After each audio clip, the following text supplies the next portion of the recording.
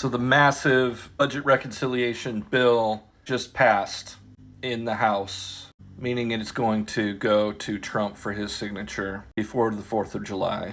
And a lot has been said about the One Big Beautiful Bill Act. Ridiculous name. It is a big, ugly bill. But here's one thing that when I heard it, I was astounded, like my jaw dropped. A lot has been said about what this bill is going to do for stealing from the poorest of the poor and giving to the richest of the rich. Trump tax cuts from his first administration are continued and added on to, folks. What hasn't been talked about as much is the annual budget for ICE detention centers is going from $3.4 billion in this present fiscal year to $45 billion till the end of the 2029 fiscal year. A 365% increase, more than the combined funding for all 50 federal prisons combined.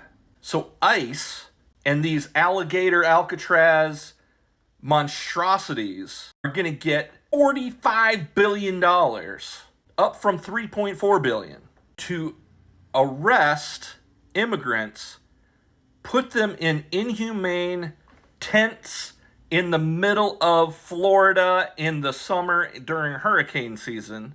Those immigrants are then going to be hauled out and forced to work as slave labor on farms. Trump was just down there talking about this. The media was asking about this. Y'all, this has been going on. There is an exception in the 13th Amendment of the Constitution that says slavery is still legal in the case of incarceration. Now, assistant professor of law at the University of Chicago, Adam Davidson, challenges this interpretation of the 13th Amendment.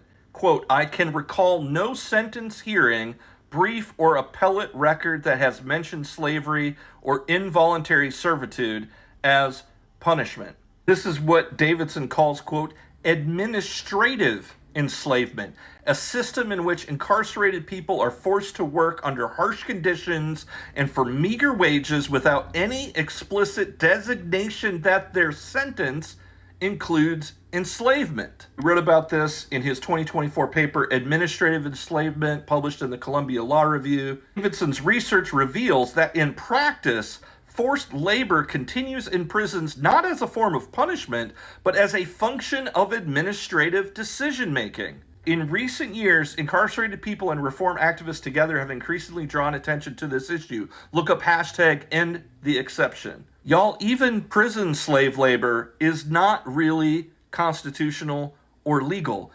Our Congress just gave ICE $45 billion a year to build massive, inhumane detention centers to round up immigrants in this country and force them to do slave labor. While this is immoral, it's not even legal or constitutional. It's all going to be challenged in the courts. And my God, I hope that the courts do the right thing and make the right decision and overturn all of this. But y'all, we're in for a long haul here.